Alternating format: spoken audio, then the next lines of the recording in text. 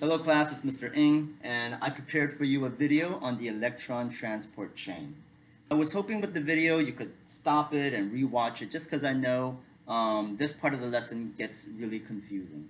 And sometimes the best way to get familiar with something is just to rewatch it and rehear those words over and over again. So here, I have a diagram called the electron transport chain, and it's very similar to the diagram you'll find on page 228. In fact, I strongly recommend that as you watch this video, you also have that page available, and you kind of go back and forth between my words and the words of the book, and maybe some words of other videos on the internet. So before we go forward, let's go backwards. We've already talked about the 3 steps of cellular respiration: glycolysis, the Kreb cycle, and the electron transport chain.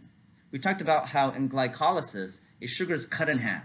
And when we cut that sugar in half, you release 2 pyruvates, 2 pyruvic acids, and along the same time, we make some energy in the form of ATP and NADH. After glycolysis, those pyruvates are then cut a little bit more to make acetyl-CoA, and cut even more to make carbon dioxide. And each time we cut down this large sugar molecule into little carbon dioxides, we release ATP and NADH, sometimes FADH2, right? That's our story so far, that we've been making NADHs and FADH2s. So our story is about the electron transport chain, and it exists in, obviously, the mitochondria. This picture, this membrane, is the inner membrane of the mitochondria. This space is the intermembrane space of the mitochondria.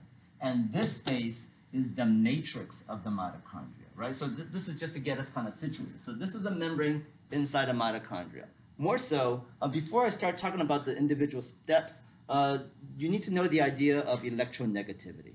Electronegativity talks about how some substances or molecules have a higher affinity for electrons. There are just some places that electrons would rather be, right? And namely, oxygen. Electrons love oxygen. Oxygen is the final electron acceptor. So the basic story goes like this. We have this NADH, right? This NADH made by the Kreb cycle or glycolysis. And this NADH is carrying electrons because it's an electron carrier. And when it goes to the electron transport chain, it immediately deposits the electron along with a proton to the first complex. It doesn't matter what the first complex is. You should just know that this is an electron transport chain, and it's a chain where they go from a place where the electrons kind of like, to they like a lot, to they really like. Does that make sense? They're going from a place where they're like, oh, this is pretty good. This is even better. This is even better. As we go down the chain, it gets more and more electronegative. It's just the nature of these proteins. Some proteins are just far more hospitable for an electron, and they just like hanging out with protein number 4. More so when this NADH gives it to the electrons. One thing it does is it's going to pump a proton up, which is why oftentimes enzymes 1, 3, and 4, these complexes are called proton pumps, because they pump protons, right? So NADH gives an electron, a proton, and H plus is pumped down.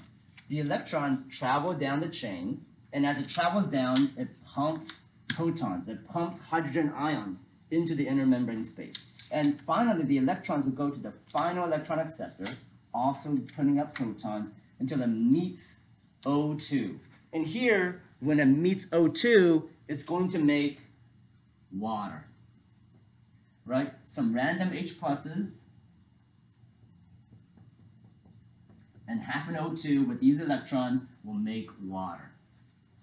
And that should make you think about the end product of the cellular respiration equation, right? Like we know that cellular respiration makes water. The water is made right here. More importantly, we know that we need oxygen. Why do we need oxygen? Because the oxygen is the magnet that's attracting the electrons down the electron transport chain. Why do the electrons go down there? Because they know at the end of it, there's some precious oxygen, and electrons love oxygen. Makes sense? So again, first part of the electron transport chain, literally about electron transfer. NADH gives electrons down the chain, and they go down the chain because they're like, ooh, this is nice, this is better, this is the best. oxygen, right? And it doesn't have to be NADH. It could be FADH2. FADH2 going down to complex 2, not 4, 2, right? The electron goes down the chain, makes water at the end. Good. So the electrons go down the chain, finally making water. We get that. At the same time, as it does that, it's pumping H pluses up into the intramembrane space. Now we have all of these protons, all of these hydrogen ions stuck in the intramembrane space. And for you, you should know that this is stored energy. This is a form of potential energy, right? This is a chemical gradient that has a lot of stored energy in it. Think about how a dam has all this water stored up, and that water has energy in it. And if we just open up a tiny hole and flow the water out, that water can spin a turbine and generate electricity for us. In a similar way, this chemical gradient, right, this potential energy can make energy for us. These protons eventually flow down through an enzyme called ATP synthase. ATP synthase. And as these protons flow down through ATP synthase, they spin. They literally spin it. They spin ATP synthase. And ATP synthase starts to smash things together. In this case, it's going to smash together ADP and a phosphate. And when it smashes it together, it makes ATP. Right? And that's the point of the whole electron transport chain, is to make a ton of ATP, like 30 ATP, around 30. It really depends. Right? Your book has like specific numbers. I don't really like that. Around 30 ATP, but that's still a lot of ATP. Make sense? So let's revisit it one last time. And notice how the type of energy changes at a lot of these steps. Here, when the electrons are on NADH, it's a form of chemical energy.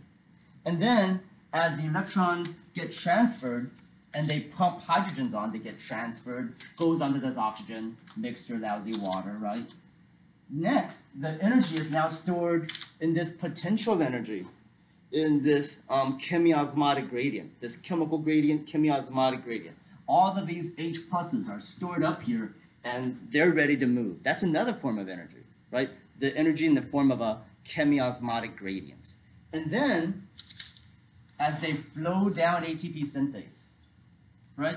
This has a force too. This is called the proton motive force, meaning these protons are moving the ATP synthase, right? And then lastly, after ATP synthase goes through this proton motive force, it literally moves things around, smashing ADP and a phosphate together to finally make another chemical energy again, ATP.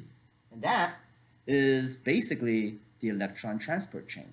Thank you very much for watching. I hope that's helpful for you. If this is not doing it for you, then you could take notes off some other video off to internet. Thanks for watching.